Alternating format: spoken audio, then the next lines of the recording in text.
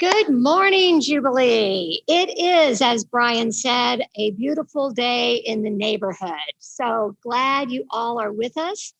If any of you are new this week, we offer you a special welcome and hope that you'll enjoy your time here with us today. Just a few little tech notes, since we do this still every week. We'd love to see your face if you are willing and able to turn on your video so we feel like we're more connected to each other. And if you want to save the chat, you can do so by going down into the chat and next to where you would type something, looking at the three dots. One of the options that those three dots offer is save chat. And if you do that at the end of this celebration, you'll be able to get all the chat with all the links. You can also get all the links by making sure you're on our email list. You can do that on our website.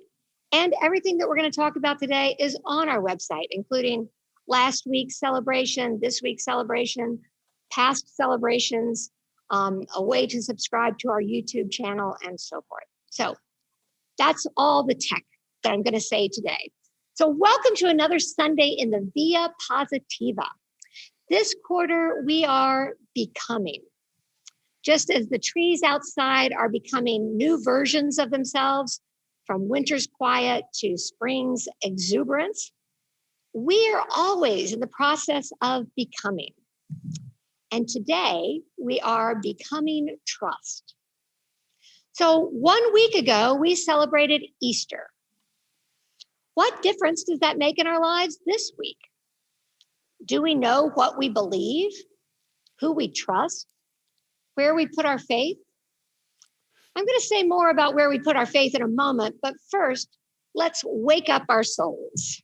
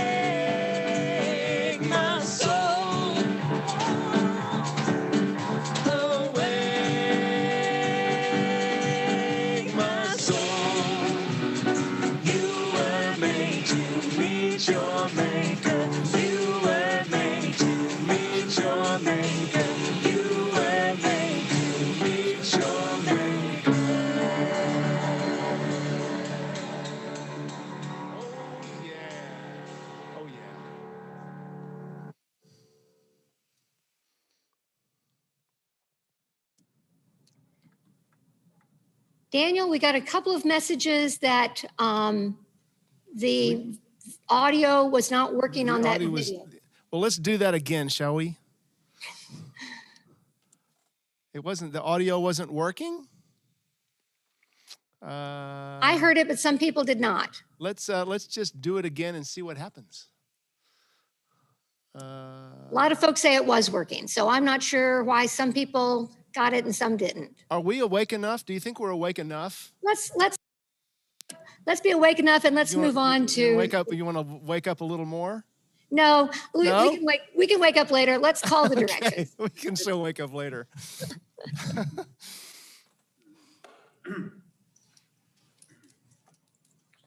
Good morning, Jubilee.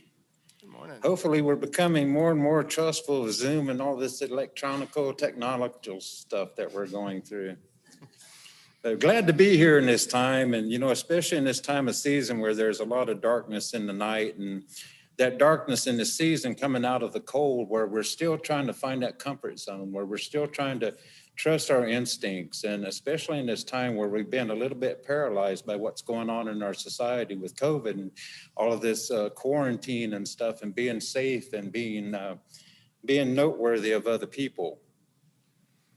How do we learn to retrust again what we knew what was before all of this 20 months ago? How do we trust within ourselves? We've been, I think, given a time to examine ourselves, to examine the trust, and what's the content of our trust. And I feel that in a time where the spring is starting to bring back the new life and the sun and the blossoming and the new pollination, that the same thing's happening within our spirit. The wind of growth and change and understanding and learning to trust is beginning to take seed again within our spirits. So don't despair. Continue to trust, become trust. And with that, if you will, let's take a deep breath and face to the east. Oh, spirits of the east, to all the living beings of light, we thank you. We thank you for returning each and every moment so that we trust that you're there, that we trust and know that in the unseen and the unknown. Thank you for laying that foundation for us as a people upon this earth. Thank you for what you do in life so that we might prosper and grow. We honor you and we thank you and we love you with all our hearts and all our spirit and all of our soul. And we invite you to come and be with us always in a good way, I hope. Face to the south, please. Oh, spirits of the south, we thank you for this day and we thank you for this opportunity to look upon your mightiness, for your love and your sharing and your compassion. We thank you, cloud people and rain people and the thunder beings. We thank you for coming to visit us and bringing nourishment to our earth, to our way of life, to nourish in our growth and our understanding. Help us to continue to grow for the light. Help us to stem from the darkness from which we learned that our roots have shown us. We love you and we honor you and we welcome you to come and be with us this day in a good way, I hope. Face to the west.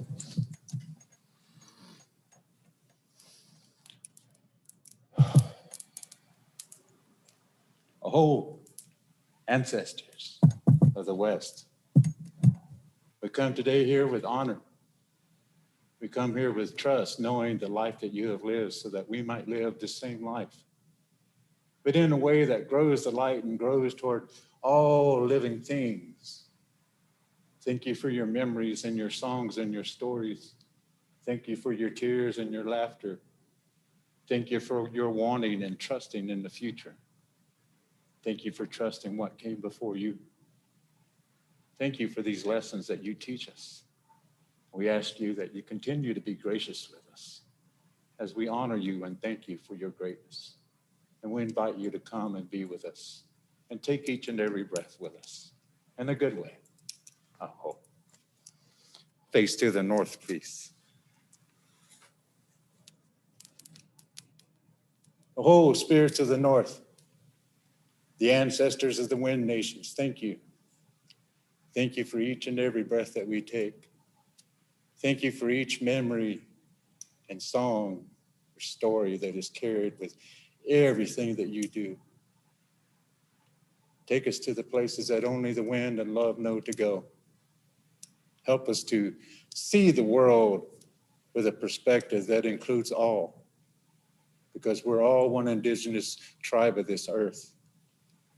Help us to breathe as such, to breathe as one, with one heartbeat, and one drum, and one people, and one breath. We invite you to come, be with us, and know that you're welcome here with love and honor and compassion in a good way, I hope. And if you will, take a deep breath and just center inside. Oh, to all the spirits of the universe and within, we call to you so that you might know that it's with a humble heart and an open heart and mind and spirit that we come and we stand in honor and love and respect and compassion. All the things that we agree to by taking the first breath of life, knowing that one day we'll take the last.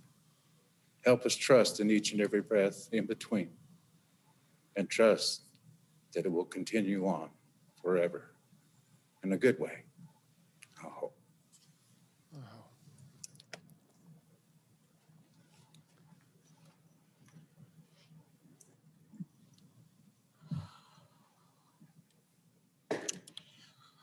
Well, I know you all know this, but being in the space with Yona is an even more powerful experience than having him do this over Zoom, although he's done a wonderful job over Zoom. And I'm grateful for you being back in the space with me, Yona. Thank you.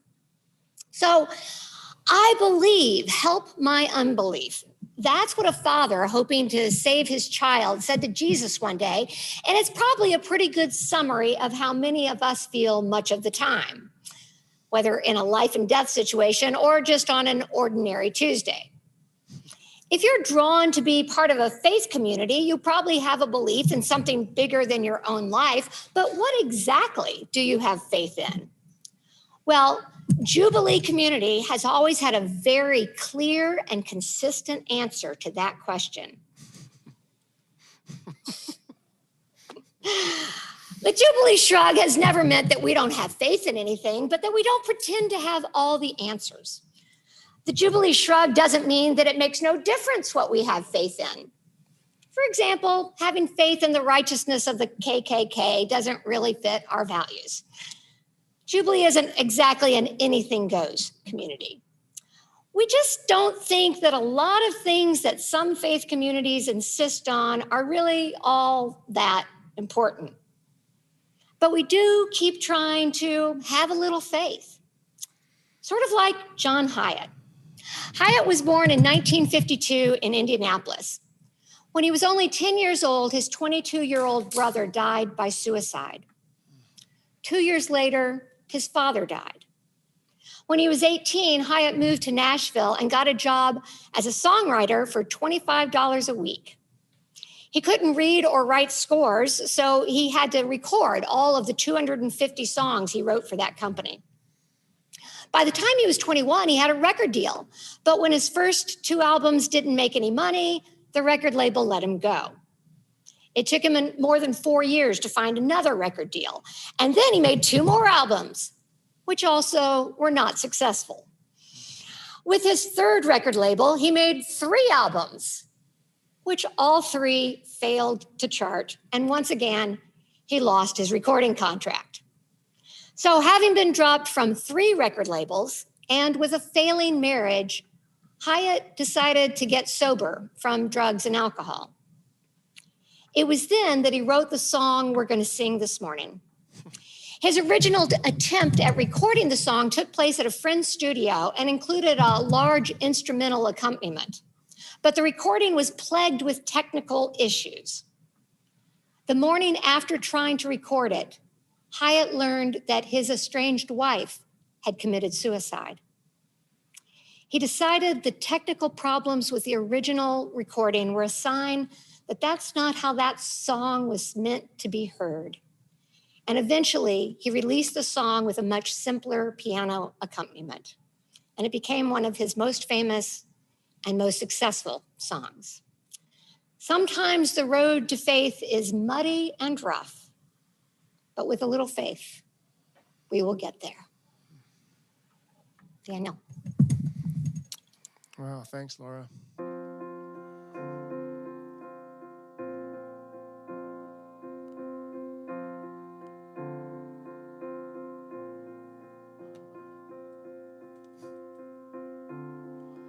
So check the link in the chat to put some money in the hunger basket. Express your faith that way. When the road gets dark, you can no longer see, just let my love throw a spark and have a little faith in me.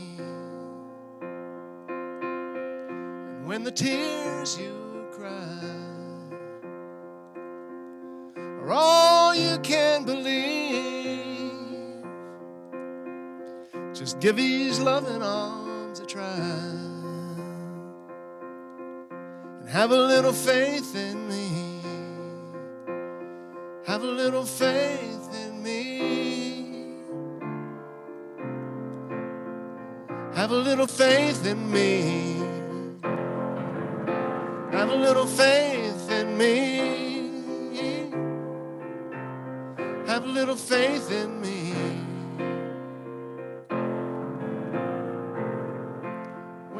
your secret heart cannot speak so easily. Come here from a whisper start to have a little faith in me. When your back's against the wall, just turn around and you will see. I will catch your fall, baby. Just have a little faith in me. Have a little faith in me. Have a little faith in me. Have a little faith in me. Have a little faith in me. Well, I've been loving you for such a long, long time, expecting nothing in return, just for you to have a little faith in me. See, time is our friend, 'cause for us there is no end, and all you gotta do is have a little faith in me. I said, I will hold you up. I will hold you up. Your love gives me strength enough, so have a little faith in me. Hey, hey, yeah. All you gotta do is have a little faith in me.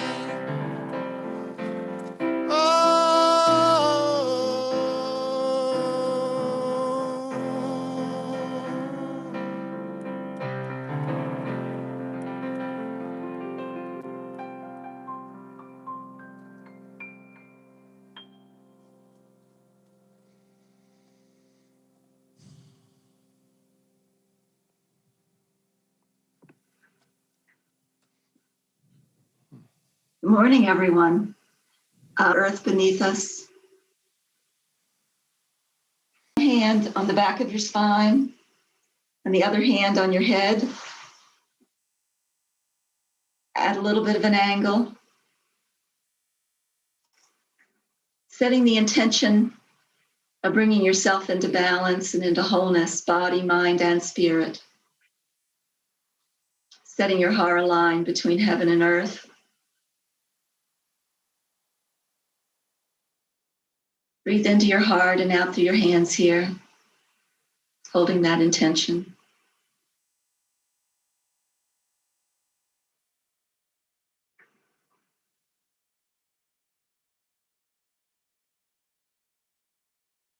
And finally, bring your elbows down to your sides with your palms facing outward. Breathing in through your heart, out through your hands. Holding the intention of bringing the whole community into balance, of virtually touching hands with each other, of bringing our community into balance, and sharing light and love with each other. Take just a couple breaths here.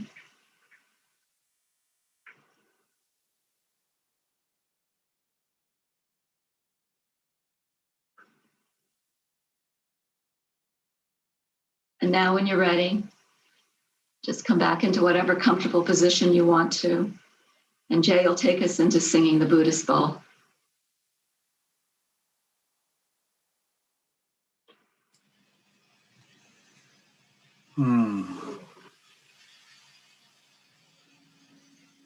Let's take another deep breath together as we honor this gift of presence from Michele.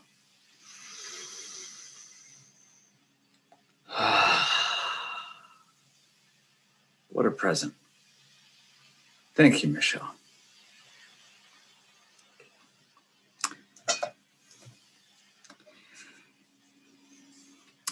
Edwin Hubble, for whom the beloved and awe-inducing space telescope is named, said, "The whole thing is so much bigger than I am. I can't understand it. So I just trust myself to it and forget about it I just trust myself to it and forget about it. What a noble work to face the universe, to face this day, to face an adversary, to face a gaping mystery to the point of trust and letting go of that anxious hold we keep.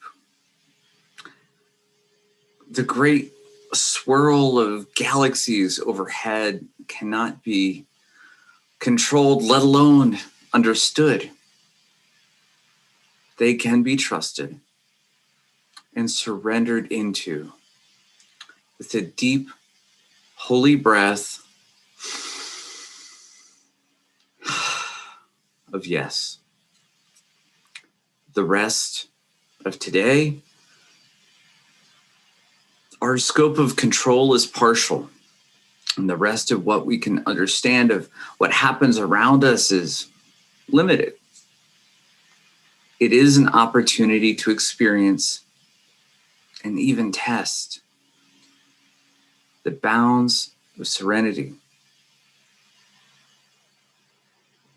and having a little faith in ourselves. So I invite you to grab your bowls and bells, hands, paws, candles, whatever helps you have a little faith as we enter this prayer time. Chat with friends in the chat box, and we will take note of your requests.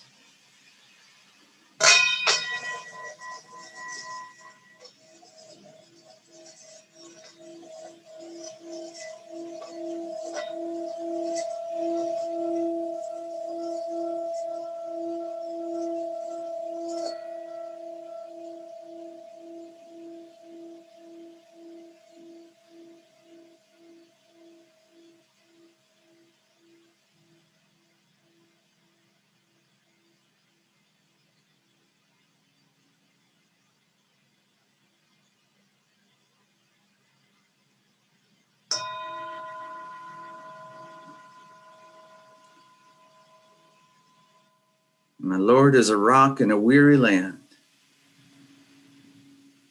Glory, hallelujah.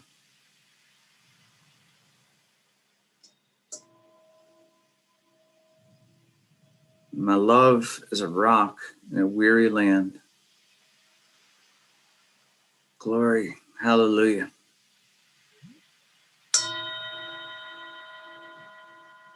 My community is a rock in a weary land.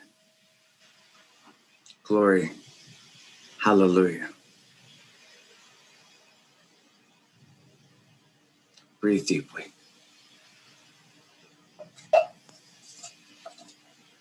Daniel.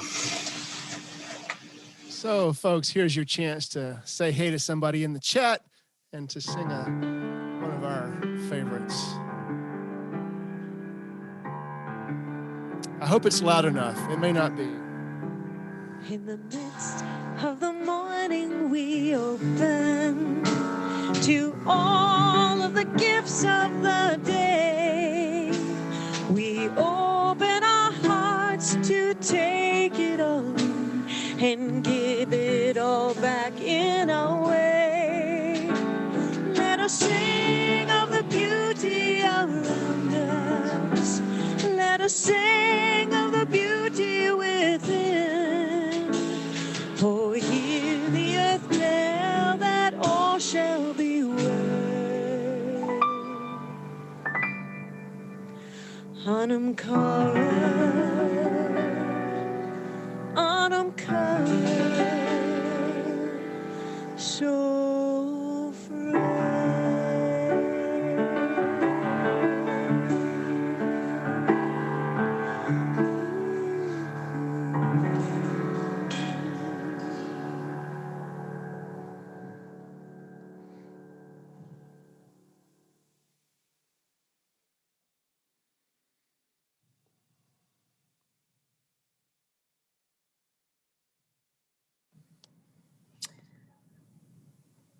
Thank Speaking you. of Paula. All right. Hello, everybody. I'm going to cross my fingers and have faith that my internet's going to hold up. For some reason, I keep freezing up and everything stops and then it starts again. So here's to a good flow. Yesterday, I texted Laura and I said, I don't like the song that I picked for tomorrow. It's just not vibing with me.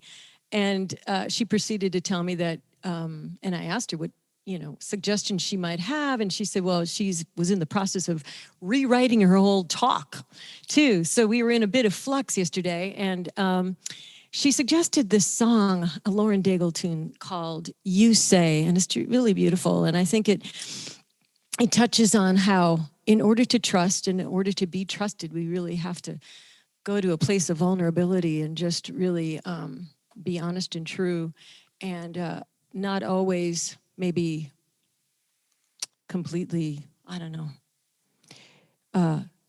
Maybe we don't always have faith, and we're looking for it not only within, but from without. And somehow we get it. I don't know. I don't think that made much sense, but here's a song. Here's the song.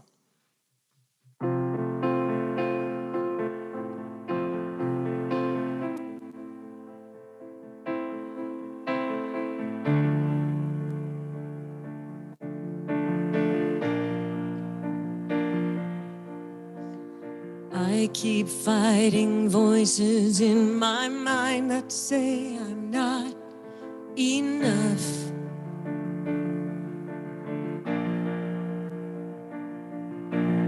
Every single lie that tells me I will never measure up.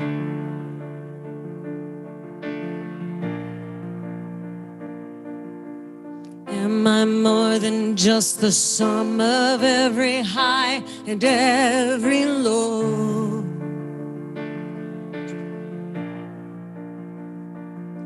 Remind me once again just who I am, because I need to know.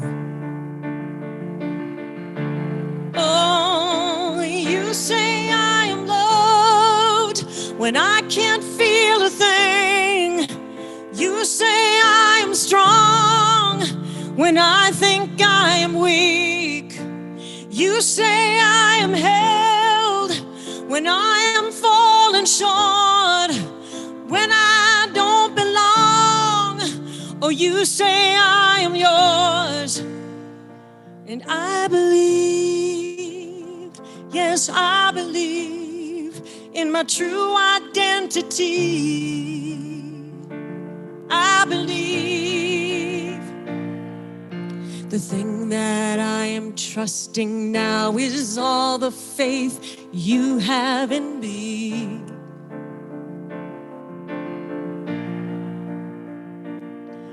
Remind me of my worth and of my true identity. Oh, you say I am loved when I can't feel a thing. You say I am strong when I think I am weak. You say I am held when I am falling short, when I don't belong. You say I am yours, and I believe in my true identity. I believe, trusting all I have now, and I'm laying down all my fear.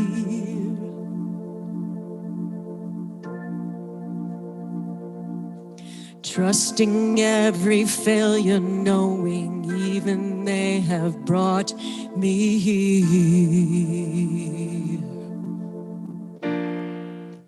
You say I am loved when I can't feel a thing.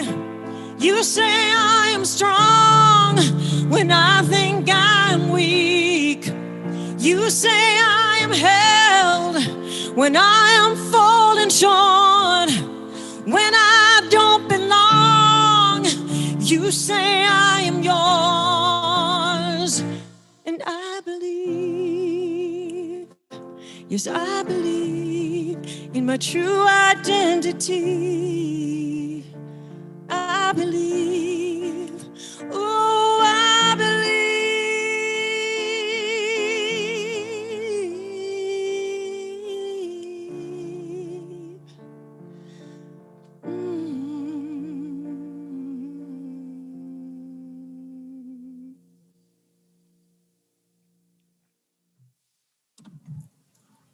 Oh, wow.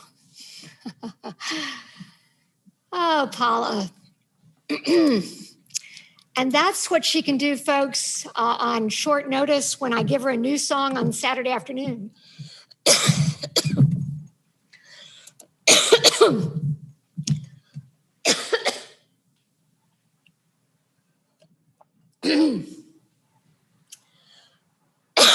Well, here I am. So I have a freezing cold air conditioner blowing right on me. And I'm afraid that it is affecting my voice a little bit this morning. So I apologize in advance. So in today's Jesus story, our guy is on his way to something else when he gets interrupted. Isn't that how life goes? The interruption is by a father begging for help for his troubled son. Listen for these ancient words.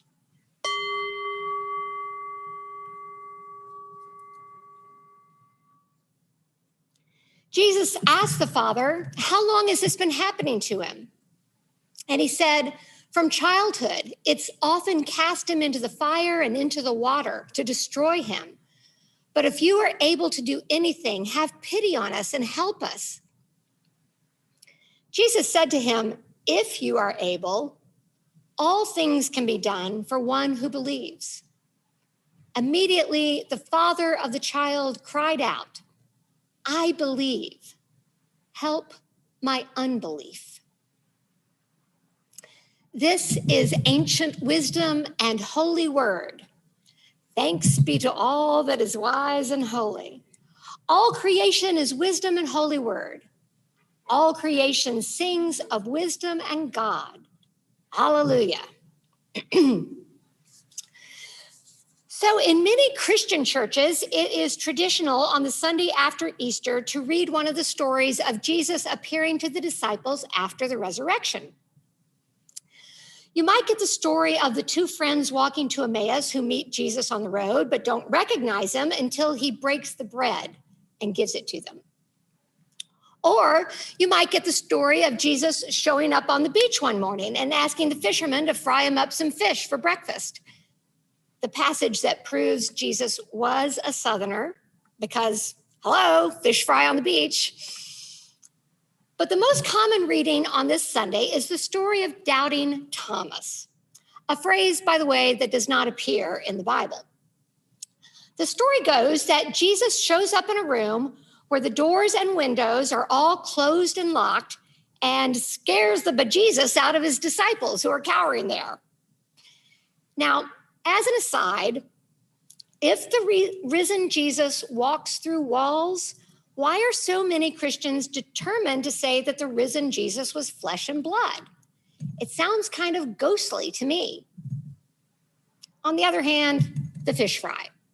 So anyway, Thomas isn't there when this happens and doesn't believe the other disciples when they tell him the story. So Jesus comes back again so that Thomas can see for himself.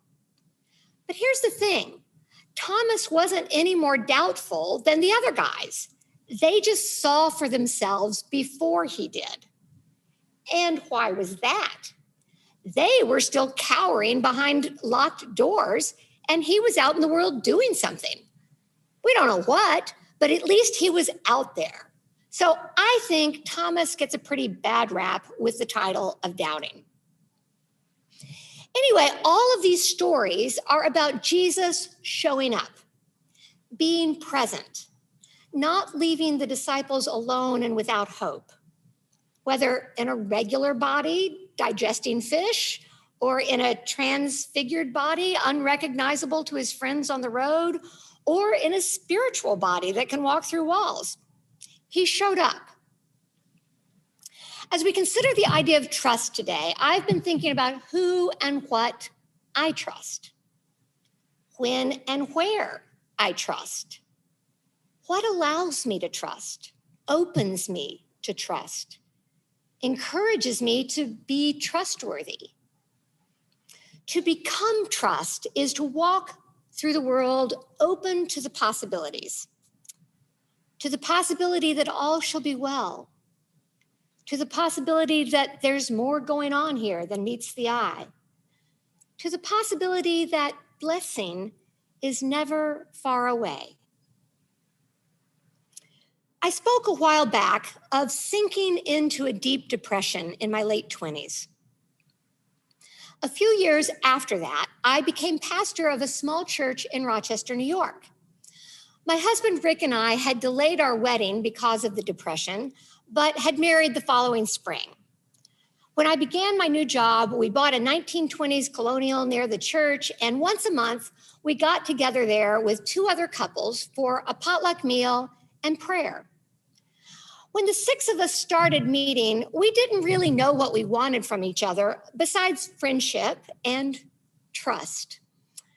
2 members of the group were therapists, and we knew we didn't want group therapy, but we wanted to share the real stuff of our lives, not just the fun stories, but the hard stuff too. We wanted to do this somehow as spiritual companions. 4 of the 6 of us had been raised Catholic. 2 of them had become Buddhist.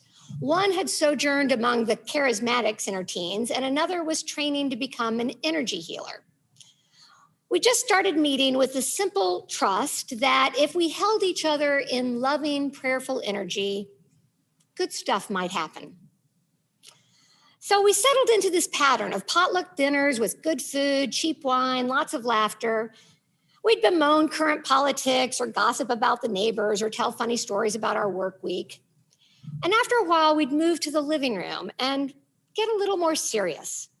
We shared our daily struggles, whether it was anger over an idiotic boss, or sadness dealing with parents, or worries about our money or careers, even the difficulties we were having in our marriages.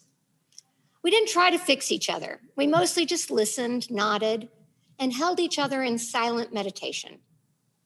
Some of us were comfortable praying out loud for each other, and we tended to touch each other as we talked and prayed. It was hands-on friendship. One night, as we settled into our living room, I looked around at these friends, these trusted neighbors, a teacher, a writer, a substance abuse counselor, and I realized with some horror that I wanted to open up about what was really going on for me. I've been experiencing some anxiety recently. My voice shook as I started to talk, even though we'd all come to know some of the darker corners of each other's lives. It still took effort, to be honest. I have this antique hand mirror in my bedroom, and I don't have any memory of getting it. But I must have gotten it when my grandmother Evelyn died. And I never really paid any attention to it until recently. One morning, after a night of sleepless obsessing, I picked it up and I noticed a handwritten name on the back, Rose Miller. My friends were listening quietly as I was telling the story. Rose Miller was my great-grandmother, my father's mother's mother, and I never knew her, and I had never heard a word about her until I went through my depression a few years ago.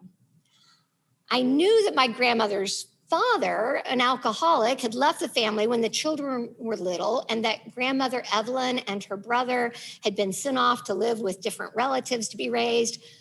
But I never knew that their mother, Rose, had a nervous breakdown of some sort, Later in life, she ended up down in Morganton at the state mental asylum, where she lived for years until her death. As I told the story, I could feel my friends sending peace in my direction, holding the story in their hearts. So I went on. Well, I feel a little crazy even saying this, but I think I'm cursed by having this mirror. Like, it ended up in my hands as a sign. My great-grandmother was insane. My grandmother was depressed her whole life. My father and his sister suffered depression. And now it's my turn. I'm going to be the mad one. It's not just that I'm feeling anxious or sleepless or obsessive right now, but that this is my lot in life. These are the cards I've been dealt. I'm going to be anxious and depressed for the rest of my life. Just one more woman in a long line of hopeless women that nobody really likes, and everybody's going to be relieved when I die, just like we were when my grandmother did. And by the time I got to that last line, I sobbed, and I realized with surprise how deeply this dread lived in my body.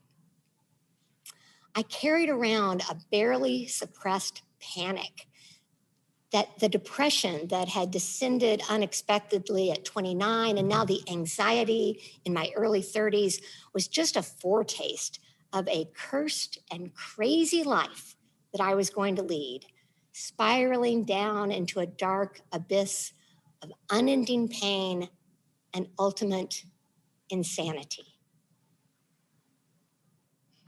Nobody spoke for a minute as I let my fear just flow out.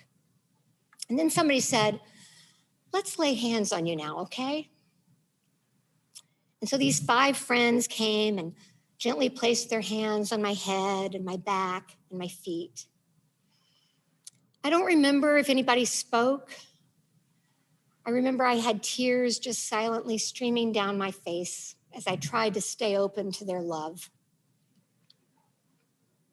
And then all of a sudden, I saw 2 figures standing a few feet away from me. They stood right at the bottom of the stairs, not far from the front door, a man and a woman, looking directly at me with the kindest expressions imaginable. The woman was beautiful, with long braided hair, about my age. She was dressed in clothes from the early 20th century, and I knew in an instant that she was Rose. I'd never seen a photo of Rose, but there was no doubt as to who she was. And she had this small smile on her face and a look of absolute contentment, bliss almost. And then next to her stood Jesus. I wish I could tell you exactly what he looked like, but I don't actually remember. I think at that moment, he looked sort of like the Sunday school images I'd grown up with, probably because he wanted me to recognize him.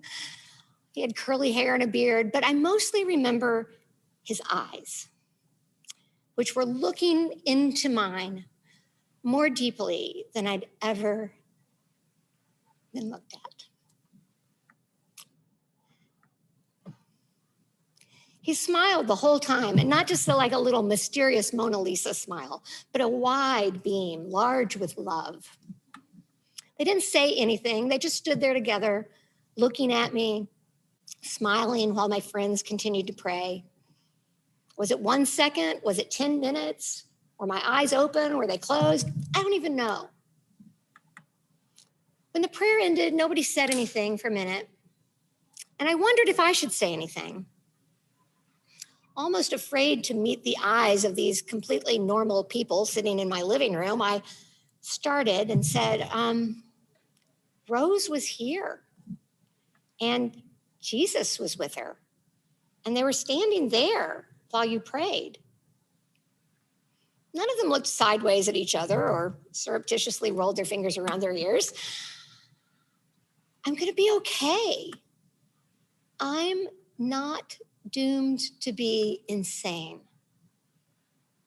They wanted me to know that, I think. I wonder if this is how Mary Magdalene felt when she saw Jesus outside the tomb after his burial. Mary became a follower of Jesus after he healed her of 7 demons. Maybe depression, anxiety, sleeplessness, obsessiveness were 4 of them. Whatever those demons had been, when they were gone, a grateful Mary left behind her life and went on the road with Jesus. Now, the 4 Gospels tell 4 different versions of Easter morning, but in each story, it's the women who go to the tomb and learn that Jesus isn't there. They're the first to see and the first to tell. Just as the Samaritan woman at the well had been the first evangelist, these women were the original resurrection preachers. In all 4 stories, Mary Magdalene is mentioned by name. In 3 of the Gospels, there are other women who are mentioned with her. But in John's version, she goes to the tomb alone. And in the tender story that John tells, Mary arrives and finding no body in the tomb, just stands weeping in the garden. Jesus shows up, but she doesn't recognize him. He says, "Woman, why are you weeping? For whom are you looking?" And thinking he's the gardener, she says, "Sir, if you've carried him away, just tell me where you put him and I'll take him." And Jesus said to her, "Mary." And she turned and said to him in Hebrew, "Rabboni," which means teacher. So after this sweet exchange, Mary Magdalene ran and told the others, "I have seen the Lord."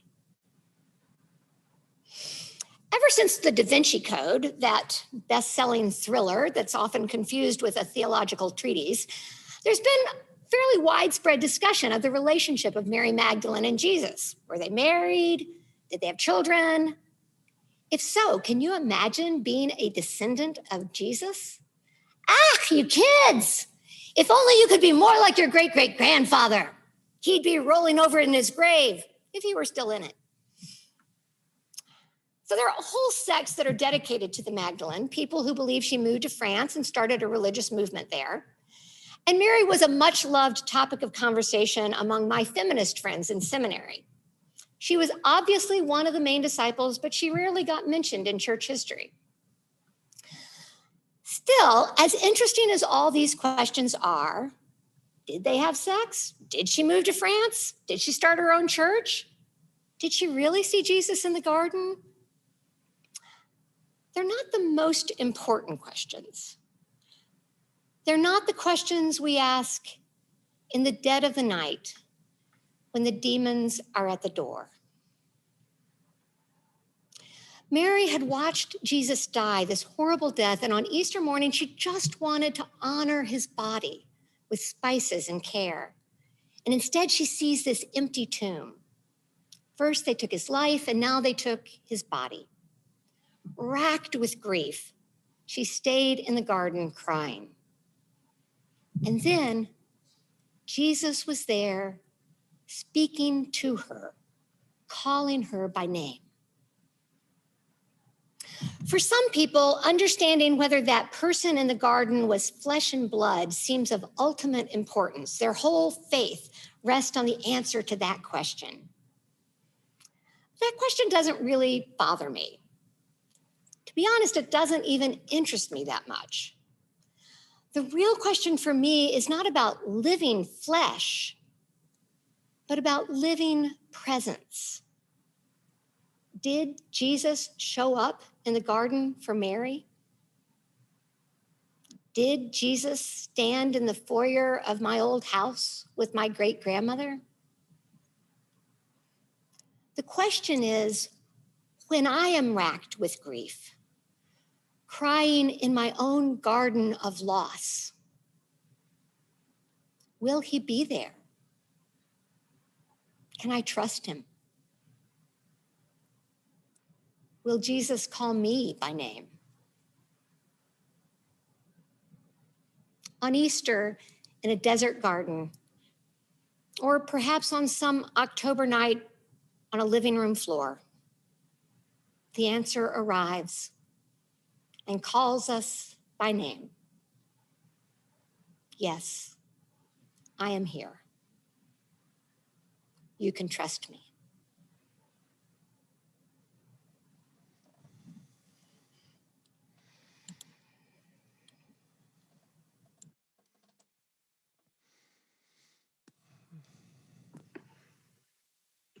Thank you, Laura, for such a beautiful reflection and sharing that personal story with us. Really just opened my heart.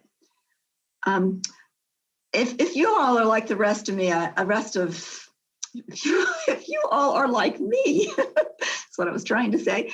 You've been trusting that we're going to get back together in community life at some time in the future. Small steps, but it'll happen. I'm going to start out Jubilee in Action today with a few ideas for easing back into community life. So one is to holding watch parties. How about holding watch parties to gather together with a few folks safely in your porch or patio? Watch our Sunday morning Zoom celebrations. If you'd like to help organize watch parties, email Laura Collins. And as always, you can find details about this and all of our Jubilee in Action announcements in chat, in our newsletter, and on our website. The Care and Compassion team is getting back together and needs folks to help organize, strategize, and then help members of our family out with meals after illness, sending cards, making phone calls, and such. If you're interested in this opportunity, email Warren Harding. We're also looking for office volunteers to come over to 46 Wall Street and help out with odds and ends, easy stuff, like organizing a closet, folding and printing letters, answering the phone, and filing. If you're interested in this, let Patrick Fitzsimmons know. And the Jubilee Board is still looking for a few new members. So please contact Nancy Ellington or Bill Byrne if you're interested in serving the community in this way or want to nominate someone. There are also several Creation Care Alliance events coming up, including an Earth Day contemplative hike on Bear Wallow Mountain on April 22nd, and a virtual Earth Day vigil with readings and prayers and songs on April 25th. And all of that is on the website. Finally, if you have any news and opportunities you want to share in the newsletter or in Jubilee in Action, please email your ideas to me at michelle@jubileecommunity.org. Now, Maureen Linneman has an Eco Minute to share with us. I am looking for Maureen so that I can make her, oh, there she is, asked to unmute. Jay, you may have to do that. Oh, there she is. She's unmuted. After she does. Good morning. I'm Maureen from the Earth Team, and today I'd like to tell you a story about green salamander. All God's creatures got a place in the choir. Pick. Oops, wrong screen. Hang on, I'm bringing it. Where's the salamander? All God's creatures got a place in the choir. Where's the choir? I'm finding the choir. I'm sorry, Maureen. I practiced this and it worked. It's so much easier backstage. It really is. It's worth waiting for. There we go. We got a salamander. Even me, green salamander. Although I am rare and threatened by the loss of my habitat due to development and climate change, I was found in a rock outcropping in the Green River District of Henderson County by a likely wildlife expert and a less likely woman who helps steward this land. Yes, I looked into the eyes of green salamander.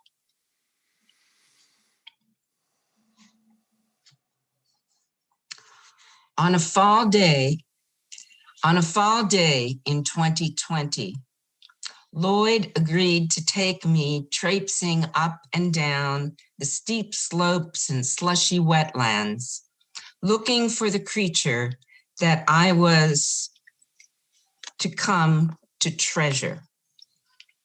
As Howard Thurman said, ask what makes you come alive and go do it. A few hours after we were walking, I was tired and sat by a tree, drinking water and munching an apple, when suddenly he called my name.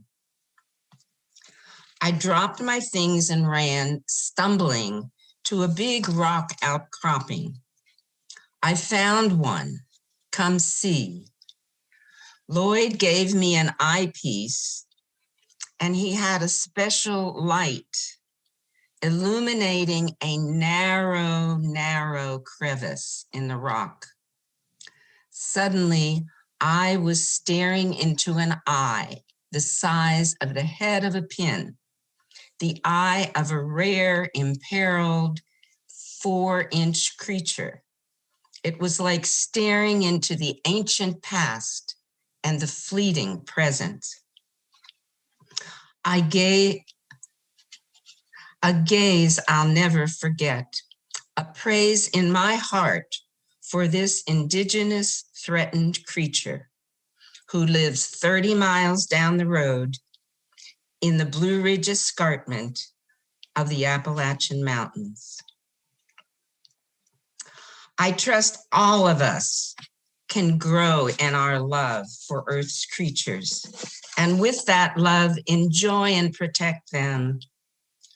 Watch for ways to get involved with the Earth Team through Jubilee in Action, as was just mentioned, hikes and vigils for Earth Day in conjunction with Creation Care Alliance. And then become involved as we work together for a clean energy future. Aho, may it be so. Oh, may it be so. And Daniel, I'm going to just jump in real quick before you start again, because we have one more announcement to make here. Good morning, Jubilee and Maureen. Thank you for that. Returning, honoring Mother Earth.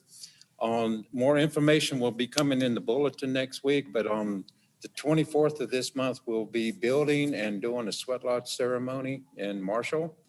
And there will be more information, and we'll have more information about social gathering, distancing, and everything, and what your comfort levels are. But just to let you know, Earth Day on the 22nd of April.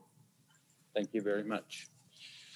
And what he didn't say is that next week, he is going to be our main speaker, and he's bringing in his sister and some other folks, and we're going to have a beautiful Earth Day celebration on Sunday morning. So, all right, Daniel, thank you.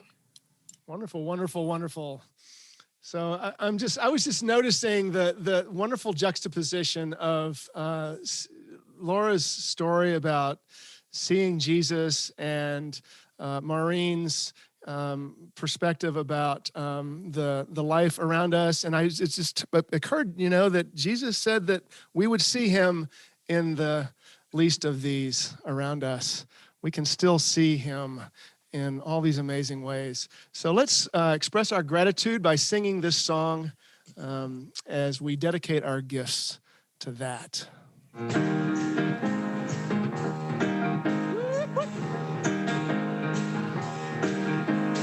Mortals join the happy chorus, which the morning stars began. Love divine is reigning o'er us, joining all in heaven's plan. Ever singing, march we onward, joyful in the midst of strife. Joyful music leads us onward in the holy song of life. Yeah, like that. You want to do it again? Look if we can. What the heck? Mortals join the happy chorus, which the morning stars began. Love divine is reigning o'er us, joining all in heaven's plan. Never singing, march we onward, joyful in the midst of strife. Joyful music leads us onward in the holy song of life.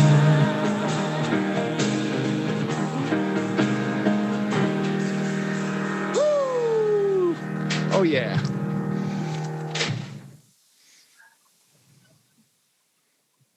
Well, it looks like about half of us are hearing these wonderful songs and about half of us aren't. So by next week, we'll have that figured out. But for those of us who heard it, yay, that was great. Thank you, Daniel and band. And now, go out into this week, gazing on the world, whether the eye of a tiny salamander, the ones you love, or receiving the gaze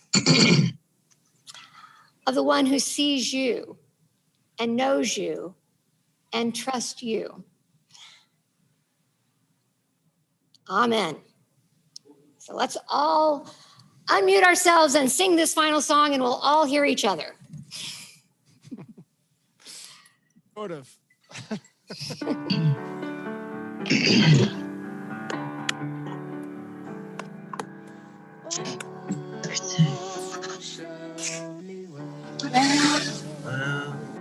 Everybody shall be well. Ourselves and sing this final song. Shall be well. All shall be well. All shall be well. Really, it will. All shall be well.